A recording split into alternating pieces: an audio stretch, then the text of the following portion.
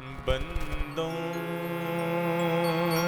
सतगुरु चरण को करो धनि प्रेम प्रणाम।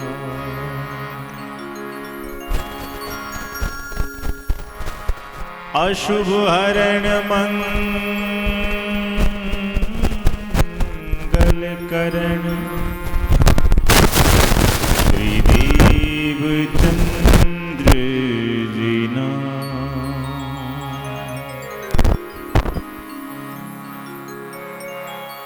योऽन्तः प्रवेश्य मम वाच मिमां प्रसूक्तां सञ्जीवयत्यखिलशक्ति धर स्वधाम्ना। अन्यश्च हस्तचरण श्रवणत्वगादीन्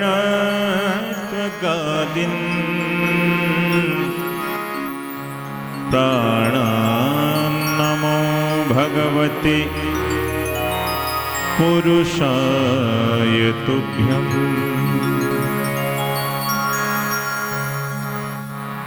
हे देव हे दैत हे भुवनैकबन्धो हे कृष्ण हे चपल हे करुणैक सिंधु। हे नाथ हे रमण हे नयनाभिराम। हा हा कदानुभवितासि पदं दृशोर्मे।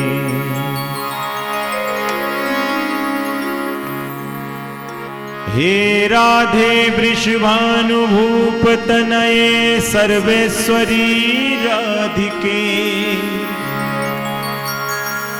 हे कृष्णानन पंकज भ्रमरिके कृष्ण प्रिये माधवी।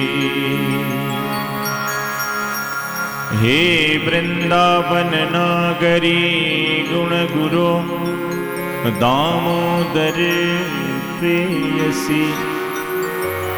हे हे श्री ललितादिके प्रिय सखी प्राणाधिपे पाहि मां। ध्येयं सदा परिभवग्नमभीष्टदोहम् तीर्थास्पदं शिवविरिञ्चिनुतं शरण्यम्। वृत्यार्तिहं प्रणतपाल भवाब्धिपोतं वन्दे महापुरुषते चरणारविन्दम्।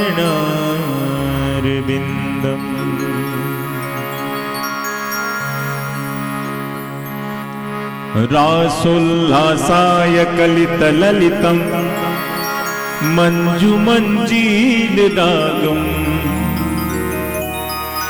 वरहापीडं परिवृततरं गोपकन्याकदम्बै। वंशी स्यन्दनमधुरे ममदा मोदमानं मनान्दे। श्रीमद्राधारमण मनसं गोपवेशं नमामि।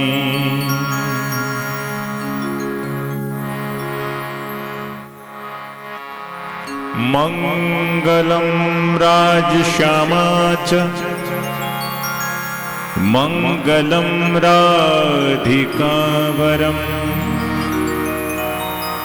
मंगलं गुरुदेवं च मंगलं साथ सुंदरम्। मंगल कृष्ण प्रणाम है, मंगल धर्म प्रकाश, मंगल सुंदर साथ है, मंगल धाम जा।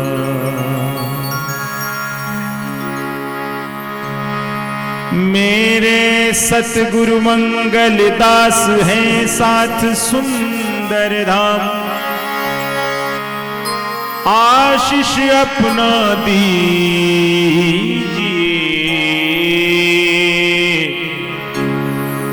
होवे पूर्ण काम। आशीष अपना दीजिए, होवे पूर्ण काम। श्री सतगुरु महाराज की जय। तुम दुल्हा मैं दुल्हनी, और न जानूं बात, इश्क सो सेवा करो सब अंगों साक्षात। इश्क सो सेवा करो सब अंगों साक्षात।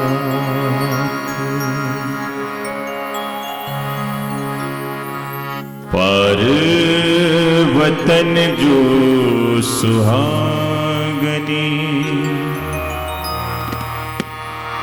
ताकि नेक कहूँ पहचान।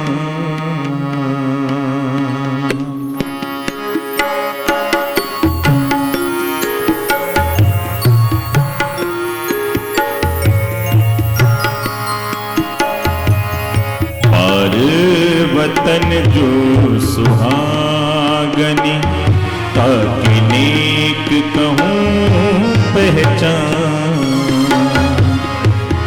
जो कदी भूली वतन, जो कदी भूली वतन, तो भी नजर कहानीदान नेक कहूँ पहचान। और वतन जो सुहागनी, ताकि नेक कहूँ पहचान।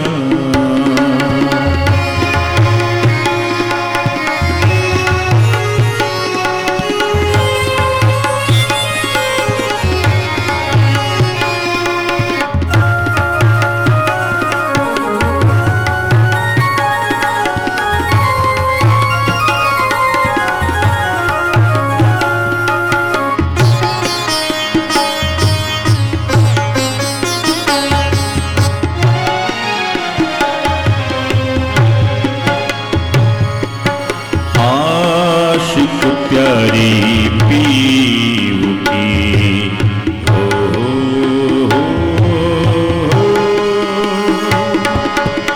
आशिक प्यारी पीऊ की, कोई प्रेम करो बिरहिन।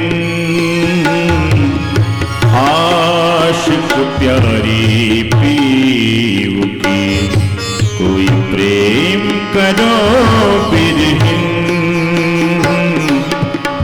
ताए कोई दर्दन कहो, ताए कोई दर्दन कहो, ये लक्षण सुहागिन। पर वतन जो सुहागनी, ताकि नेक कहूँ पहचान।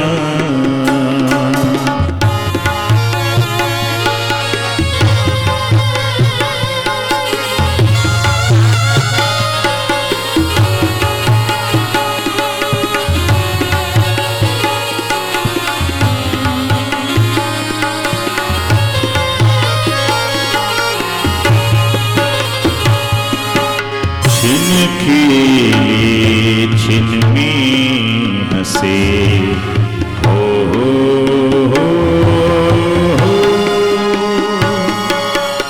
छिन खेले छिन में हंसे छिन में गावेगी छिन खेले छिन में हंसे छिन में गावेगी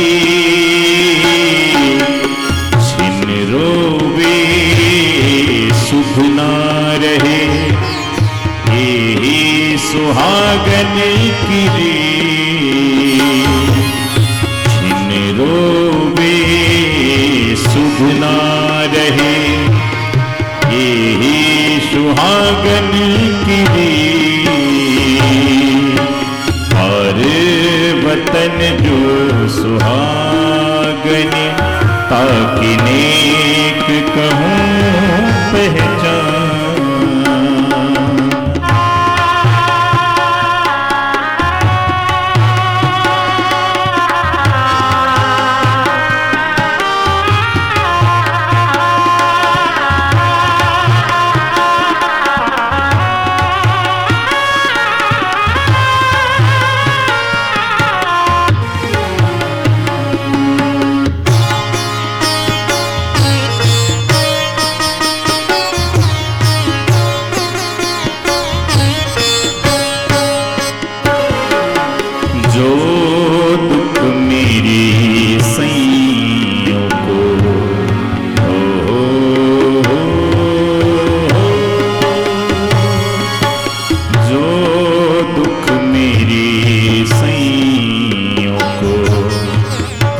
सुख कैसा मोहे जो दुख मेरी सैयों को तब सुख कैसा मोहे हम तुम एक वतन की अपनी रूह नहीं दो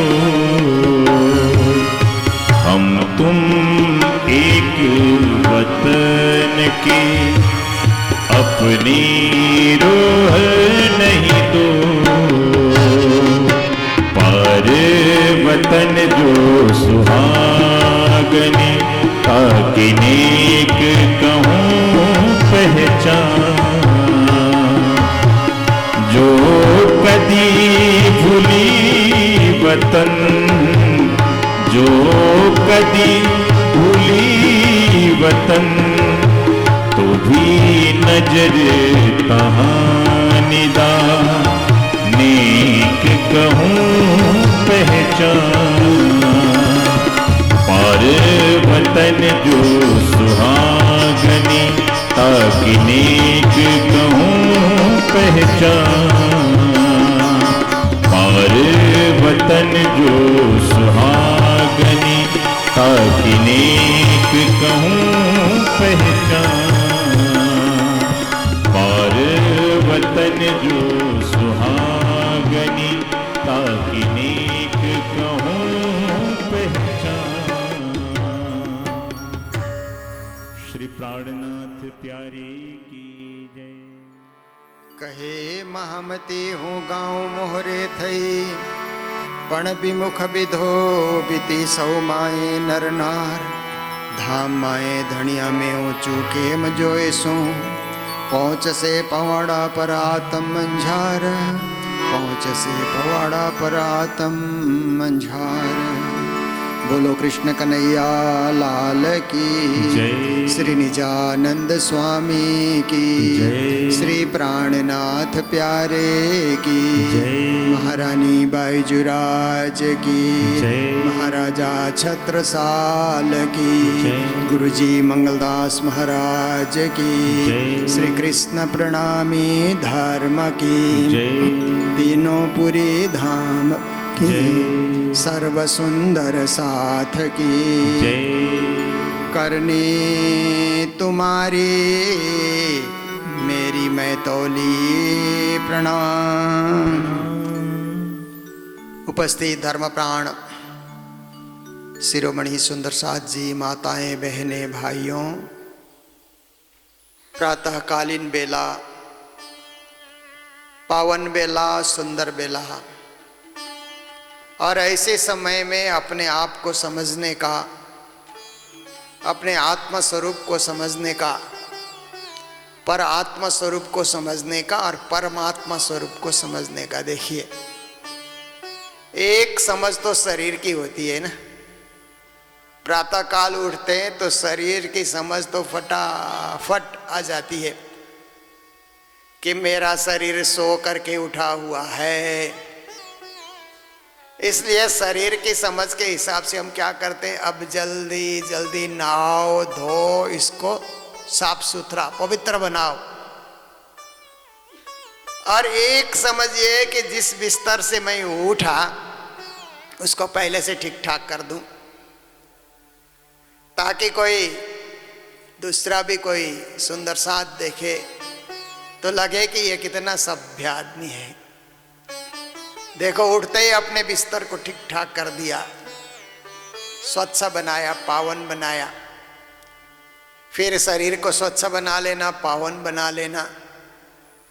फिर स्वच्छ वस्त्र पहनना, क्योंकि पूजा के लिए जो वस्त्र पहनते हैं वो साफ सुथरा, स्वच्छ, पावन वैसे होना चाहिए। और ऐसा भी हम कर सकते हैं कि पूजा के वस्त्र को हम पूजा करने के बाद उतार दें, ऐसे भी हो सकता है।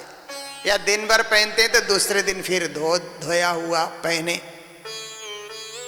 ऐसे घर में शरीर की स्वच्छता, कपड़े की स्वच्छता, घर की स्वच्छता, ये तो ध्यान आ ही जाता है। बहुत कम लोग होते हैं कि अस्वच्छ में रहते हैं, गंदगी में रहते हैं। कई देर के बाद उनके घर जाओ ना, 9-10 बजे, फिर भी बिस्तर ऐसे ही खिंडे हुए होते हैं। एक तरफ रजाई, एक तरफ तकिया, एक तरफ कंबल, कुछ ठिकाना नहीं होता है। पर सभ्य लोग ऐसे नहीं करते हैं। फिर जो सुलझे हुए लोग होते हैं, समय से नहाना, और जो अनसुलझे लोग होते हैं ना, उनका नहाने का कोई ठिकाना ही नहीं होता है। कब नहाएंगे, कभी 10 बजे 11 बजे तक बिना नहाए रह जाते हैं, बहुत कुछ खा भी जाते हैं उस बीच में। और फिर देखिए कि जो सुलझे हुए लोग स्वच्छता से वस्त्र भी धारण करते हैं। जो मर्जी कल बाजार घूम के आए वही वस्त्र आज पूजा में नहीं प्रयोग करेंगे। बाजार के कपड़े बाजार घूमने के लिए, पूजा के कपड़े पूजा करने के लिए। शादी ब्याह में जाते हैं तो अलग से कपड़े पहनते हैं ना। तो ये सब क्या है कि शादी ब्याह में दिखावा भी होता है। उससे मैं अच्छा पहनूं, उससे मैं अच्छा पहनूं, ये सब दिखावा होता है। पर राज्य के लिए तो दिखावा नहीं है ना। राज्य के लिए तो केवल पवित्रता और स्वच्छता है। राज्य ये नहीं कहते हैं कि कैसे कपड़े पहन करके कोई सुंदर साथ आया है, उनको इससे कोई मतलब नहीं है। कैसा भाव लेकर के आया, कैसी भक्ति लेकर के आया, कैसी सोच लेकर के आया, कैसे विचार लेकर के आया, ये राज्य के लिए प्रिय होता है। तो श्री प्राणनाथ जी महाराज की वाणी में 3 शब्द बारंबार प्रयोग हुए हैं। एक है कथनी, एक है करनी और एक है रहनी। तो कथनी को कहनी भी कहते हैं। कथनी मतलब कहना, बोलना। बोलना सबसे आसान होता है, पर करनी कहते हैं ना, करना कठिन होता है। बोलना बहुत आसान होता है, उसको अपनाना, उसको करना, क्रिया में उतारना कठिन होता है ना। कोई भी चीज आप कहीं जाकर के बोल सकते हैं, ऐसा करें, ऐसा करें, वैसा करें, पर वैसा करना प्रैक्टिकली जीवन में उतार करके करना कठिन होता है। जैसे आप देखिए, भोजन बनाओ बोलना कितना आसान होता है ना। एक वाक्य में पूरा हो जाता है, भोजन तैयार करो। जैसे घर के पति ने आदेश दे दिया, पत्नी अब भोजन बनाती है तो बर्तन ठीक ठाक करना, अब सब्जियां तैयार करना, एक सब्जी से नहीं चलेगी, दो दो सब्जियां बनाओ, दाल बनाओ, रोटी बनाओ, चावल बनाओ, चटनी बनाओ, अचार बनाओ। देखिए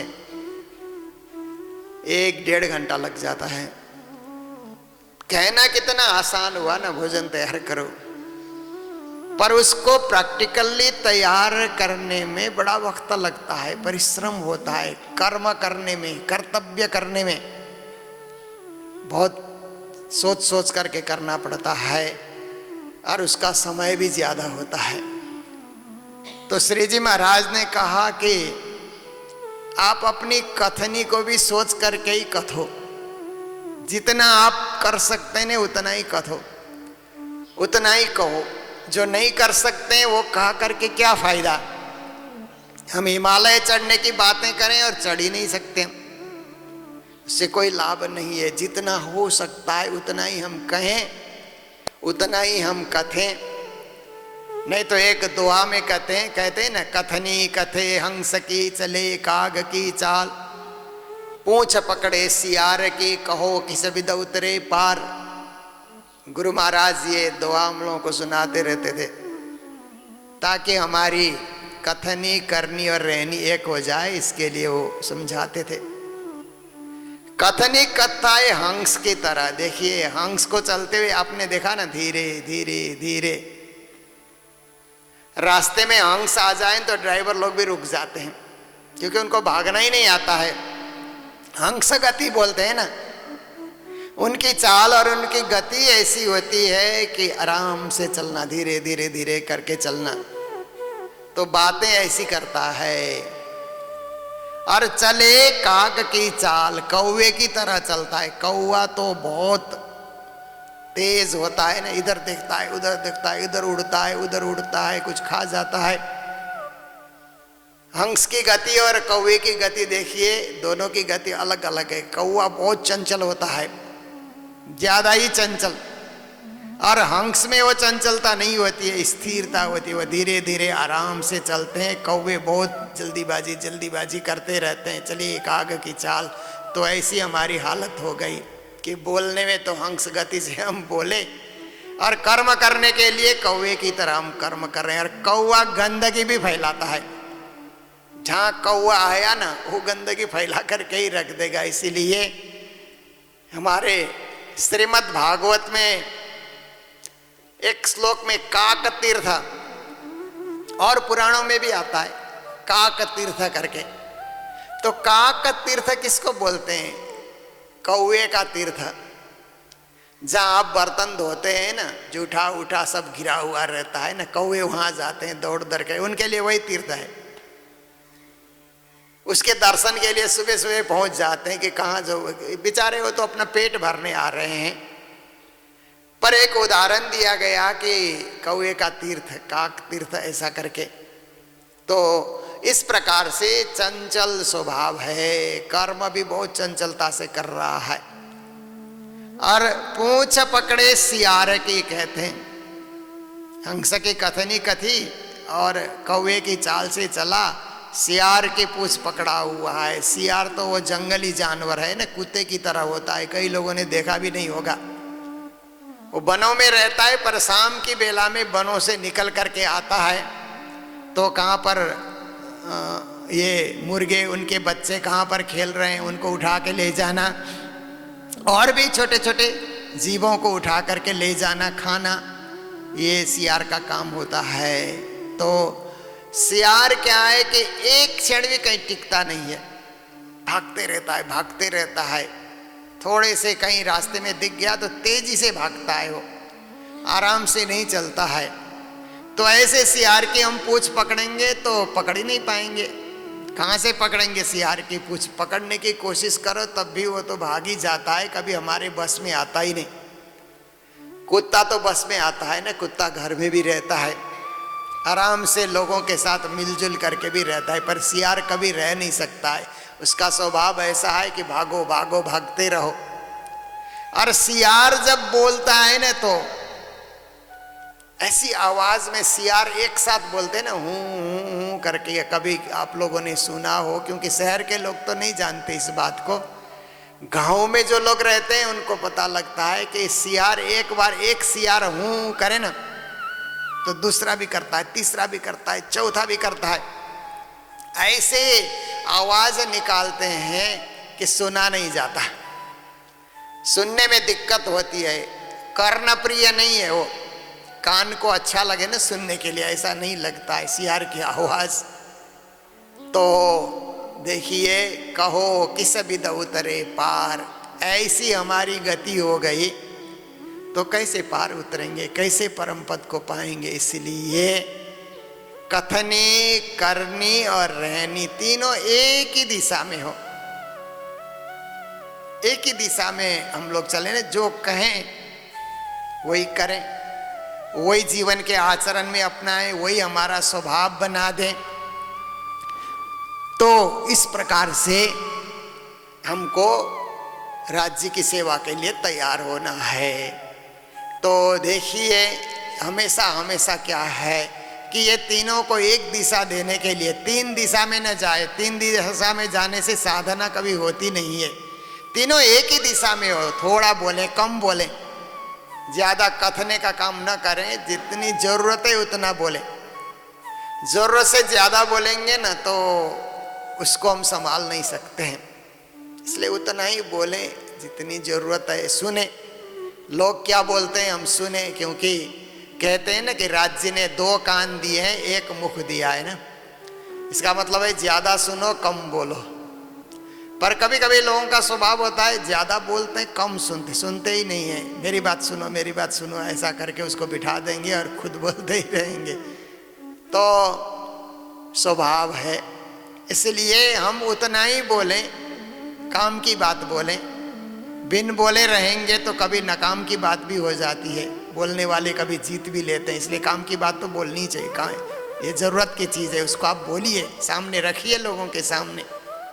और जितना आप बोलते हैं उतना करें भी, करके भी दिखाएं, जीवन में उसको उतार करके भी आप दिखाएं। और रहने का अर्थ होता है उसी में आप रहें, उसी में आप टिके रहें, उसी में आप बने रहें। कभी कभी कुछ लोग क्या है कि बोलते कुछ हैं, फिर बाद में अपनी बोली से हट जाते हैं ना।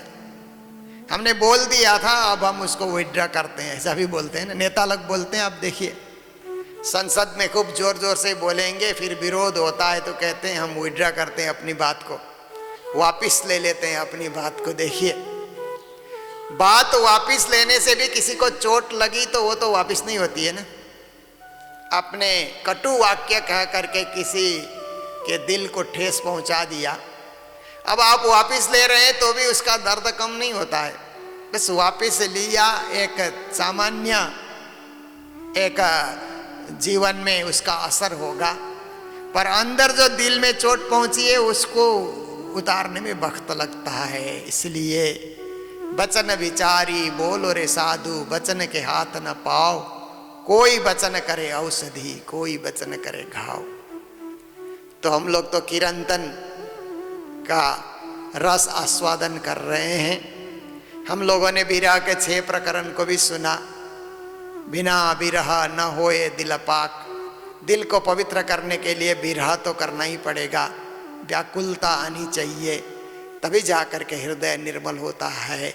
ये 6 प्रकरण का सारांश 6 दिन तक आप लोगों ने श्रवण किया। और आज किरंतन में ही क्रमबद्ध चर्चा के अंतर्गत राग श्री में हमारे गायक लोग गाते हैं ना, कोई भी कुछ गाता है तो कहीं ना कहीं राग का प्रभाव होता है, क्योंकि दुनिया में जो भी गाने हैं ना उनको राग में आबद्ध किया गया है ना। जैसे कोई भी जन्म लेता है तो 12 राशि में होता ही होता है ना। वो नाम कैसे भी रखे पर 12 राशि के अंतर्गत 27 नक्षत्र के अंतर्गत उसका जन्म होता है। कोई भी दुनिया में आता है तो 7 दिन के ये जो है ना 7 दिन चलते हैं ना, उसी के अंतर्गत उसका जन्म होता है। सोमवार मंगलवार किसी एक दिन जन्म होगा, या 12 महीने है तो कोई एक तारीख। ये जो आबद्ध चीज़ है, कई चीज़ें ऐसी होती हैं कि हम माने न माने परंतु कहीं ना कहीं उसका असर हमारे ऊपर रहता ही है, उसी दायरे में हम बंधे हुए होते हैं। तो राग भी राग कहते हैं ना, 36 राग, रागिनी, रागिनी तो अनेक हैं बोलते हैं, राग 36, पर अभी तो रागियों ने उसको बढ़ा बढ़ा करके 100-200 भी उन्होंने कर दिया। उसी राग में से अलग अलग भिन्न भिन्न और उन्होंने छंद की रचना कर करके अपने ढंग से उसकी प्रस्तुति दे करके उसको बढ़ाया। तो कुछ भी हम गाते हैं तो राग में होता है। श्री जी महाराज ने भी अपनी वाणी को राग में रचा है, राग में उसको गाने के लिए प्रेरणा दी, तो राग श्री में ये प्रकरण बांधा गया है। करने तुम्हारी मेरी में तौली, श्री जी महाराज कहते हैं, श्री जी तो माध्यम बन करके बात हमारी कह रहे हैं, हमारे अंदर की बात श्री जी महाराज राज्य के सामने प्रस्तुति दे रहे हैं। श्रीमुख प्राणनाथ जी का है, पर अंतर पुकार हमारी है। तो कहते हैं, हे मेरे धाम धनी, करनी तुम्हारी मेरी मैं तौली। आपकी कृपा, राज्य की करनी तो कृपा है ना, और हमारी करनी है हमारा कर्म। हम कर्म करते हैं, राज्य कृपा करते हैं। हमेशा जो कुछ भी हम करते हैं वो कर्म ही है हमारा, कुछ भी कर रहे हैं कर्म। और देखिए परम धाम में कर्म नहीं होता है, परम धाम में कर्म नाम की चीज है ही नहीं। दुनिया में है ये कर्म, क्योंकि कर्म का फल भोगना पड़ता है। जो भी आप कर्म करेंगे उसका फल सामने आएगा ही आएगा। जैसे खेती करेंगे तो पौधे निकल आते हैं ना, फसल निकल आते हैं, फल फूल निकल आते हैं, आपने जो किया उसका फल सामने आता है। ऐसे जीवन में जो जो भी आपने कर्म किया है उसका फल सामने आता है। तो राज्य कर्म नहीं करते, राज्य तो लीला करते हैं। लीला जो करते हैं उसका फल सामने नहीं आता है। लीला लीला है, लीला आपने की, जीवन में आनंद आया, बस इतना ही, उसका कोई फल भोगना आपको नहीं पड़ेगा। जैसे आप लोग कभी कभी दुनिया में जो कर्म करते हैं उसका तो अच्छा बुरा का फल आ जाता है, पर कभी आप कथा में आकर के या परिक्रमा करते हुए, कभी रामत करते हुए आप नाचे, समूह नाचा, समूह नाचा, नाचने में आनंद आया, पर उसका कोई कर्म भोगना नहीं पड़ेगा। बस आप नाचे, इतना ही है कि नाचते हुए थोड़ा सा ध्यान रख करके नाचिए, इतना उछलना नहीं चाहिए कि पाँव ही टूट जाए, है ना। प्रेम से नाचिए, दिल से नाचिए, हृदय से नाचिए, भावना से नाचिए। नाचने का एक आनंद आएगा, पर उसका कुछ कर्म सामने नहीं होता है कि आप नाचे ये भोगना पड़ेगा, ऐसा नहीं होता है। बस इसी तरह परम धाम में लीला होती है, 25 पक्ष में लीला होती है, वो उसका कुछ सखियों को कर्म भोगना नहीं पड़ता। तो देखिए राज्य कृपा करते हैं, हम लोग कर्म करते हैं। तो श्री जी महाराज कहते हैं उसको तराजू में डाल करके हमने तौला कि कृपा ज्यादा है कि कर्म का फल ज्यादा है। हम ज्यादा कर्म कर रहे हैं कि राज्य ज्यादा कृपा कर रहे हैं, इसको तौल लिया गया। और तौलने से क्या होता है, कहते हैं कि जैसे सत असत, हमारे कर्म का पलड़ा तो एकदम हल्का हो गया, राज्य के कृपा का पलड़ा एकदम भारी हो गया। इसका मतलब कृपा ज्यादा है, कर्म कम है। हम भक्ति भी करते हैं तो उसका वजन कम है, राज्य कृपा करते हैं उसका वजन बहुत ज्यादा है। कैसे ज्यादा है कि राज्य ने कृपा की, इसलिए हमारे लिए विश्व ब्रह्मांड बनाया ना उन्होंने। संपूर्ण पृथ्वी लोक, 14 लोक, विश्व ब्रह्मांड, यूनिवर्स जिसको कहते हैं, राज्य ने हमें देखने के लिए बनाया। तो कितनी कृपा उनकी। फिर हम इस संसार में आते हैं तो हमारे लिए पृथ्वी की जरूरत है चलने के लिए, वो भी राज्य ने रच दिया। पानी की जरूरत होती है पीने के लिए, वो भी राज्य महाराज ने रच दिया। और इतना ही नहीं, हमें हवा ऑक्सीजन की जरूरत होती है, वो भी राज्य महाराज ने रच दिया। हमें अग्नि की जरूरत, आग की जरूरत होती है, वो भी राज्य महाराज ने रच दिया। हमें आकाश घूमने फिरने के लिए आकाश की जरूरत होती है, खुली जगह की जरूरत होती है, वो सब राज्य ने पहले से रचा है। खाने के लिए अन्न चाहिए, राज्य ने रच के रखा है। तो इस तरह से फल फूल इत्यादि चाहिए, रसहार करने के लिए वो भी रचा हुआ है। तो कितनी कृपा है। और हमें चलने फिरने के लिए पाँव चाहिए, वो भी राज जी ने रच दिया। काम करने के लिए हाथ चाहिए, वो भी राज जी ने रच दिया। सुनने के लिए कान चाहिए, वो भी उन्होंने रच दिया है। और देखने के लिए आँख चाहिए, वो भी उन्होंने रच दिया। स्वाद लेने के लिए जीभ चाहिए, वो भी उन्होंने रच दिया।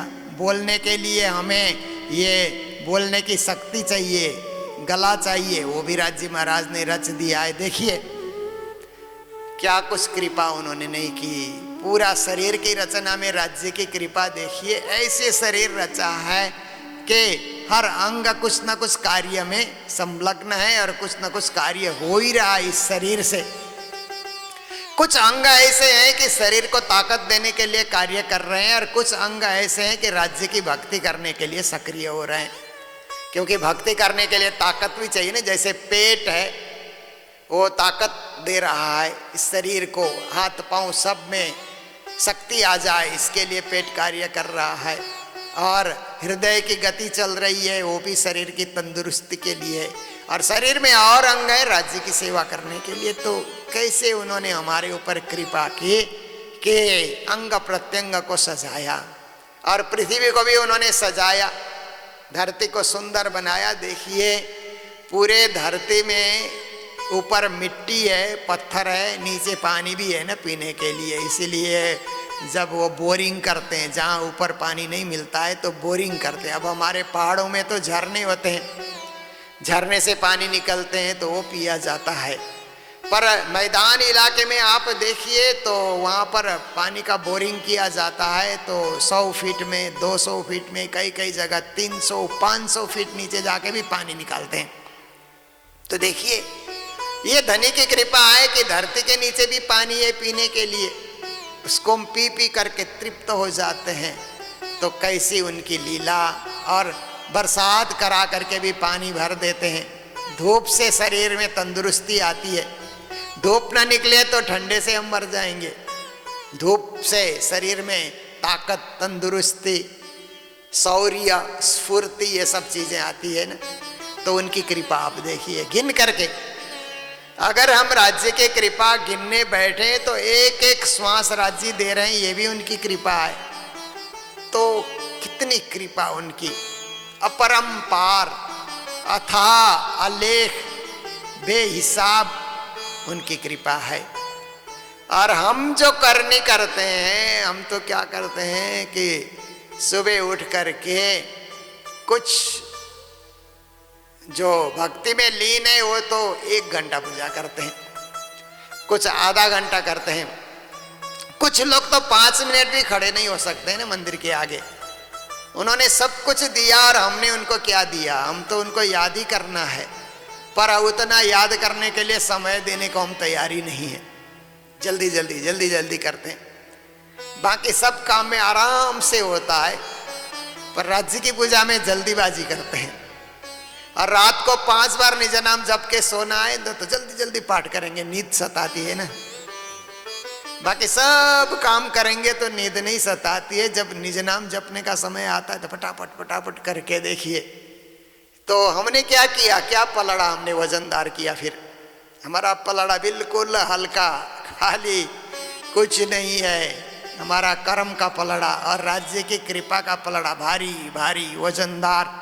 तो जैसे सत असत, उन्होंने सत की कृपा की, हमने असत कार्य किया। उनकी कृपा सत्य से भरा हुआ है, वास्तविकता से भरा हुआ है। और हमारी जो करनी है वो असत से, झूठ से, फरेब से, दिखावे से। कभी कभी दिखावे की भक्ति भी हम लोग करते हैं ना। अंदर से कुछ प्रकट हुआ है नहीं, देखम देख हो जाता है। लोग कर रहे हैं हम भी करने बैठे, ऐसे करके। लोग आरती कर रहे हैं हम भी करें, लोग पाठ कर रहे हैं हम भी पाठ करें, लोग जप कर रहे हैं हम भी करें। ऐसे करके हम लोग भी उसमें संलग्न हो जाते हैं। दिल में प्रकट हुआ नहीं, देखम देख लग गए। तो ऐसे भी हो जाता है। इसलिए हमारा बहुत कुछ असत से जुड़ा हुआ है, झूठ से, ये सब चीज से हमारा कर्म जुड़ा हुआ है।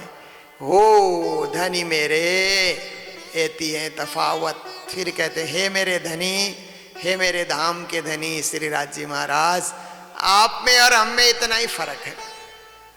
आप कृपा के सागर हैं, करुणा के सागर हैं, प्रेम के सागर हैं, भावना के सागर हैं। देखिए परम धाम में 8 सागर है ना, 8 के 8 सागर भावना के सागर है ना, मूल मिलाप में भी 8 सागर है। देखिए आप सागर ग्रंथ पढ़ेंगे तो मूल मिलाप में भी 8 सागर हैं। कैसे आश्चर्य की बात है ना कि सागर में तो पानी होता है, तो मूल मिलाप में पानी कहाँ से आ गया?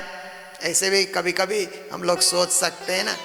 परम धाम के 25 पक्ष में जो 8 सागर है, 8 भूमि और 8 सागर है, वहाँ तो नूर, नीर, क्षीर, दधि, घृत, मधुरस, सर्वरस, ये 8 सागर है ना। तो नूर है तो पानी है, परंतु बिजली की तरह चमक रहा है वो पानी, नूर का सागर। और नीर है तो वो तो पानी है। फिर दूध का सागर है, क्षीर सागर कहने से, दधि सागर है, घृत सागर है, आप देखिए रस सागर है, सर्वरस सागर, मधु सागर है, एक शहद का सागर। तो ये सब क्या है कि उनका रंग और उनका स्वाद ऐसा है तो सब पानी के ही सागर हैं, वहाँ पानी ही है। क्योंकि वहाँ पर आप जल विहार भी कर सकते हैं। तो घी का सागर होगा तो वहाँ कैसे जल विहार करेंगे? फिर घी में तो कोई तैर नहीं सकता है, मधु में कौन कैसे तैरेगा, दही में कौन कैसे तैरेगा? पर उनका स्वाद वैसा है, स्वाद और सुगंधी वैसी है, नाम ये दिया गया है, परंतु है तो जल का ही सागर है वहाँ पर। तो 8 सागर परम धाम में। फिर मूल मिला में 8 सागर हैं। तो बैठक का सागर है, फिर बैठक में एक दिली का सागर है, बैठक में श्रृंगार का सागर है, बैठक में प्रेम का सागर है, बैठक में ज्ञान का सागर है, बैठक में निस्वत का सागर है, में मेहर का सागर है, और शुरू में बैठक की शोभा का सागर। पहले नंबर बैठक का ही सागर, फिर शोभा का सागर, फिर एक दिली का सागर, फिर श्रृंगार का सागर, फिर ज्ञान का सागर, प्रेम का सागर। अब देखिए तो इस तरह से एक एक सागर गहराई वाले, गहराई से गहराई वाले, और संबंध का सागर, मेहर का सागर, ऐसे मूल मिला में सागर हैं। ये भावना के सागर हैं, ये भावना से भरे हुए सागर हैं। एक एक में राज्य की कृपा और राज्य की भावना भरी हुई है। तो ऐसे प्रेम सागर राज्य परम धाम से उड़ेल रहे हैं हम सुंदर साध के ऊपर, कृपा के रूप में प्रेम सागर राज्य उड़ेल रहे हैं, और हम संसार के भव सागर में गोते लगा रहे हैं। आप वास्तविकता में हैं, हम बनावटीपन में हैं। आप शुद्ध स्वरूप है, हम अशुद्ध स्वरूप है। इस प्रकार से राज्य और अपने बीच जो भेद है, तफावत है, उसको श्री प्राणनाथ जी महाराज स्पष्ट कर रहे हैं। फिर आगे कहते हैं, पिया ऐसे निपट में क्यों गई। फिर पिया परमात्मा से प्रार्थना कर रहे हैं कि निश्चय ही हम ऐसे क्यों हो गए। कुछ मन में पश्चाताप आ जाए ना, पछतावा बोलते हैं ना, तो फिर हम सुधर जाएंगे। सुधरने के लिए पछताना बहुत जरूरी है। जैसे स्कूल में बच्चा फेल हो जाता है तो वो पछता है, हम फेल क्यों हो गए, हम कमजोर क्यों है पढ़ने में। ये पश्चाताप आते ही पढ़ाई की तरफ ध्यान एकाग्र हो जाता है, क्योंकि ज्यादा पछताने से कुछ नहीं होगा, पढ़ना अच्छा होगा। इस प्रकार से वो सही कदमों से चलने लग जाता है।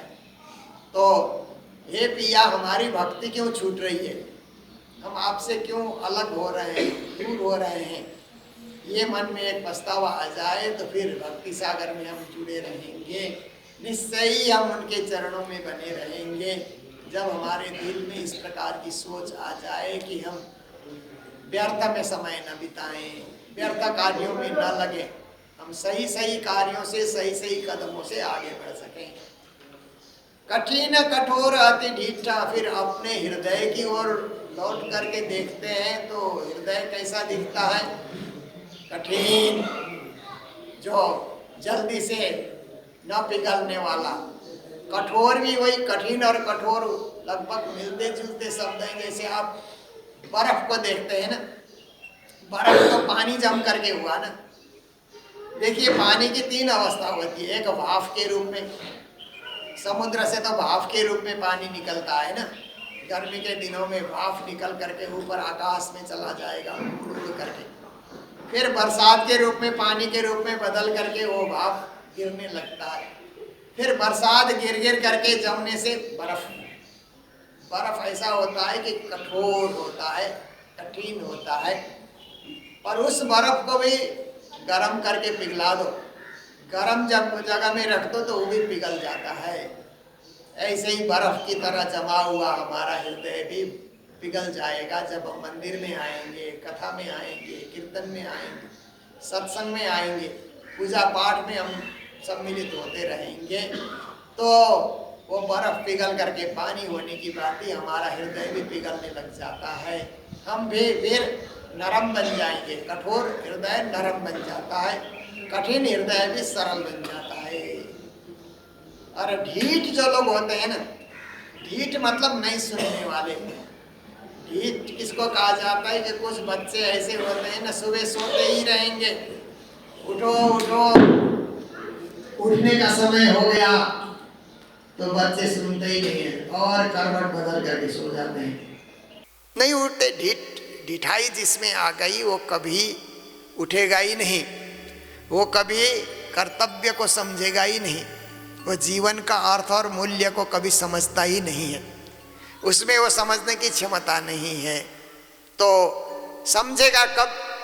जब ढिठाई छोड़ने की सोच आ जाए कि ये हमारा स्वभाव ठीक नहीं है, इसको छोड़ देना चाहिए, त्याग देना चाहिए, शरीर में स्फूर्ति हो, जोश हो, कुछ करने की चाह हो, तो हम आगे बढ़ सकते हैं। ऐसे करके अपनी ढिठाई को भी छोड़ दें, नहीं तो हम ढीठ बन करके चल रहे हैं।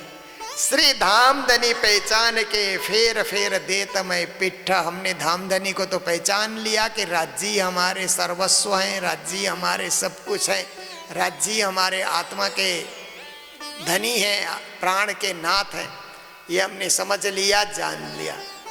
फेर फेर देत मैं पिट्ठ, फिर भी हम उनको पीठ दिखाए जा रहे हैं। राज्य को पीठ दिखाना अच्छी बात नहीं है। और पीठ दिखाने का अर्थ क्या होता है कि कुछ कुछ लोग ऐसा समझते हैं कि प्रणाम करके राज्य को पीठ नहीं दिखानी चाहिए, तो पीछे पीछे चलते हुए भी कुछ लोगों को मैंने देखा है। अब पीठ से चलेंगे राज्य के तरफ नजर करके तो पीछे वाले आने वाले सुंदर साथ से धक्कम धक हो जाता है, फिर उधर तो पीठ की तरफ तो आंख नहीं है, पीछे आने वाले कोई पीछे से प्रणाम कर रहा है तो उसी के ऊपर आप गिर जाओगे। ये भी कोई अच्छी बात नहीं है कि खुद भक्ति कर रहे हैं, राज्य को पीठ नहीं दिखा रहे हैं बोल के वहाँ कार्यक्रम में ही विघ्न डाल देना, मंदिर की जो विधि है उसी में विघ्न डालना, ये भी अच्छी बात नहीं है।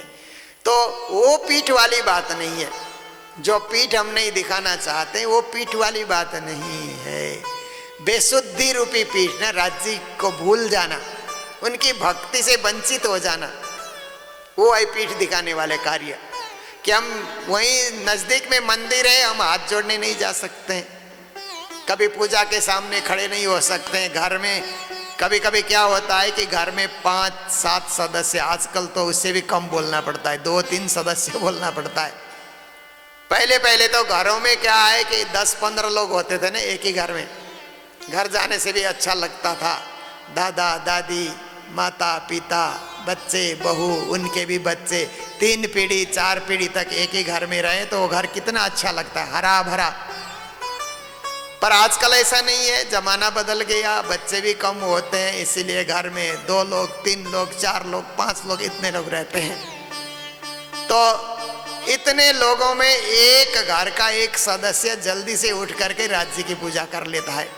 माँ करेगी या कई कई घर में पिता भी कर लेते हैं, कई घर में लड़का करता है, बहू करती है या कोई भी करते हैं, एक सदस्य पूजा करता है जल्दी उठ करके, आरती पूजा। दूसरे सदस्य कभी देखने भी नहीं जाते, फिर कई कई लोग तो प्रसाद पाने भी नहीं जाते हैं, वहाँ उसी घर में रह रहे हैं, वहीं मंदिर है घर के सामने, वहीं से आएंगे जाएंगे, परंतु न सिर झुकाएंगे, न प्रसाद पाएंगे, न निज नाम का जाप ही करेंगे। तो ये पीठ देने वाली बात। एकदम वहीं के वहीं रहते हुए राज्य से अलग होने की कोशिश करना या राज्य के महत्व को न समझना, ये है पीठ दिखाने वाली बात। तो ऐसी पीठ हम न दिखाएं। ठीक है, और लोग पूजा कर रहे हैं तो हम भी वहाँ शामिल हो सकते हैं, हम भी वहाँ भजन गा सकते हैं, हम भी निज नाम का जप कर सकते हैं, हम भी पाठ कर सकते हैं। सबके सब करें तो राज्य को पीठ दिखाने वाली बात नहीं रही, पर नहीं करते हैं तो कहीं न कहीं राज्य को पीठ ही दिखा रहे हैं। इसलिए धामधनी को पहचान के फेर फेर देत में पीठा, बार बार पीठ दिखाने का कार्य हमसे हो रहा है। इसलिए हमारा पलड़ा हल्का रह गया, राज्य का पलड़ा भारी हो गया। कोशिश ऐसी करें कि राज्य की कृपा और हमारी करनी समान हो जाए। जैसे व्यापारी लोग तौलते हैं ना, तो तौलते समय उनका वजन का होता है ना, वो और सामान एक समान होना चाहिए ना, समान हो। जैसे जहाँ राशन इत्यादि बिकते हैं तो वो लोग तौलते हैं, तो तौलते समय में दोनों पलड़े समान हो तो ठीक माना जाता है, वजन ठीक से हो रहा है।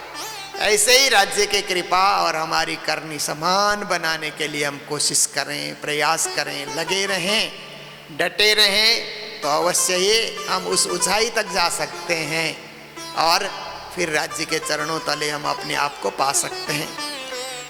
तो आज इतने में ही, क्योंकि आज का प्रातःकालीन समय की जो चर्चा है वो हमारा समय पूरा होने आ रहा है, चर्चा को हम यहीं विराम देते हैं। आज के दिन मंगलधाम में जो भंडारे की सेवाएं आई है, मैं उनका नाम उच्चारण करना चाहूँगा। आज के दिन राजभोग और भंडारे की सेवा हैदराबाद निवासी श्रुति चेतन राठी, सुपुत्र ईशान 7 महीने के हो गए, तो कल मंगलधाम दर्शन करने के लिए आए हुए थे और आज उन्होंने भंडारे की सेवा दे करके वो गए। तो उनको मंगल बधाई, मंगल कामनाएं व्यक्त करते हैं सपरिवार को। और हमारे बीच हैदराबाद निवासी श्री गोपाल जी बियानी, उनके धाम गमन पर उनकी धर्मपत्नी राजबाला जी, पुत्र कृष्णा और पुत्र वधू दीपिका, मेहर अभिका और पुत्रियां सपना राधिका, सपरिवार ने मिलकर के राजबाला जी ने गोपाल जी के नाम से यहाँ भंडारे की सेवा दी थी। तो भंडारे तो धामगमन की तिथि के दिन हो ही गया, पर उनका नाम का उच्चारण मैं आज कर रहा हूँ। और लातूर निवासी सपना सुनील कलंत्री की ओर से भी हमें सेवा प्राप्त हुई है, भंडारे की सेवा। उनको भी बहुत बहुत बधाई, मंगल बधाई देते हुए इसी प्रकार हमारे बीच जो भंडारे की सेवा आती रहेंगे, उनका प्रतिदिन हम उनका नाम उच्चारण करके मंगलधाम का मंगल आशीर्वाद प्रदान करते रहेंगे। इन्हीं शब्दों के साथ आज के दिन हमारे बीच हमारे दुर्ग और अन्य क्षेत्र से, हमारे मूल तो कच्छ के सुंदर साथ हैं, पर कच्छ से अपने व्यवसाय के लिए भिन्न भिन्न भारत के प्रांतों में फैले हुए हैं। ऐसे सुंदर साथ की मंडली 40 सुंदर साथ यहाँ पर पधारे हुए हैं और वे आज से 21 पारायण का पाठ रखेंगे। सप्ताह व्यापी पारायण रहेगा, क्योंकि ये मंडली परमहंस पीठों में जा कर के प्रतिवर्ष पारायण पढ़ने की सेवा ये मंडली किया करती है। तो इस बार उन्होंने मंगलधाम में पारायण पढ़ने के लिए चुना, और मंगलधाम जैसे पवित्र स्थान में आप लोग बैठे हुए हैं, तो गुरु मंगलदास जी का कृपा आप पर बरसे, राज्य की कृपा बरसे, ये भावना रखते हुए ठीक 11 बजे मंदिर में 21 पारायण शुरू होंगे। मंदिर में एक अखंड पारायण तो कल से ही चल रहा है। एक माता जी हैं हमारे बीच, उन्होंने ये अखंड पारायण रखा, तो आज से 21 पारायण भी मंदिर के बीच शुरू होंगे। तो 11 बजे आप सभी सुंदर साथ मंदिर में उपस्थित रहेंगे और 21 पारायण प्रारंभ करने का आप लोग आनंद लेंगे। इन्हीं शब्दों के साथ हम लोग 2:30 बजे फिर से इसी मंच में मिलेंगे, वाणी चर्चा और भागवत की भक्ति रस का आस्वादन करेंगे। आज भी है, कल भी है, और परसों के दिन पूर्णाहुति है, कथा की पूर्णाहुति परसों के दिन है। परसों के दिन सुबह सुबह ही इसी मंच में, वाणी चर्चा के मंच में ही भागवत की कथा भी हो जाएगी और कार्यक्रम का समापन होगा।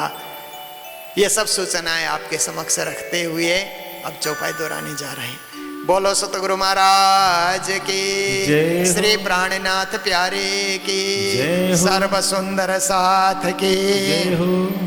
पिया ऐसे निपटा मैं क्यों भई, पिया ऐसी निपट मैं क्यों भई, कठिना कठोर अति ढीठ, कठिन कठोर अति ढीठ, श्री धाम धनी पहचान के, श्री धाम धनी पहचान के, फेर फेर देत मैं पीठ, फेर देत मैं पीठ, फेर फेर देत मैं पीठ, फेर देत मैं पीठ। बोलो श्री प्राणनाथ प्यारे की जय, श्री धाम के धनी की जय। प्रणाम। पिया तुम हो तैसी कीजियो मैं अर्ज करूं मेरे पीर जी, हम जैसी तुम जिन करो मेरा तलप तलप जाए जीव जी, जिबरा तो जीवे नहीं क्यों मीटे दिल की प्यास जी, तुम बिना मैं किन सो कहूँ पिया, तुम हो मेरी आस जी, आश बिरानी तो करो पिया, जो कोई दूसरा होए जी, सब विध पिया जी समरथ दिन रैन जात रोए रोए जी, जन्म अंधे जो हम होते पिया, सो तुम देखते किए थी, जब तुम आप दिखाओगे तब देखूंगी नैन भर जी, ये पुकार पिया सुन के अब ढील करो तुम जीन जी, छिन छिन खबर जो लीजियो मैं अर्ज करूं दुल्हीन जी, एती अरज मैं तो करूं पिया, आड़ी भई अंतराए दी, सो आड़ी अंतराई टाल के दुल्हा लीजिए कंठ लगाई जी, कंठ लगाइए कंठ सो पिया, कीजिए हास विलास जी, वारणी जाए श्री इंद्रावती पिया, राखो कदमों के पास जी, तुम दुल्हा मैं दुल्हनी पिया, और न जानो बात दी, ईशक सो सेवा करूं धनी सब अंगों साक्षात दी, सदा सुखदाता धाम धनी मैं कहा कहूँ इन बात दी, श्री महामती जुगल स्वरूप पर वाली अंगना बलि बलि जात सदा सुखदाता धाम धनी मैं क्या कहूँ इन बात दी श्री महामति जुगल किशोर परवरी अंगना बलि बलि जात जी पिया तुम हो तैसी कीजियो मैं अर्ज करूं मेरी पीव जी हम जैसी तुम जिन करो मेरा तलब तलब जाए जीव जी मेरा तलब तलब जाए जीव जी। श्री कृष्ण कन्हैया लाल की, श्री निजानंद स्वामी की, श्री प्राणनाथ प्यारे की, तीनों पुरी धाम की, गुरु जी मंगलदास जी महाराज की, मंगल धाम की, समस्त सुंदर साथ की प्रणाम।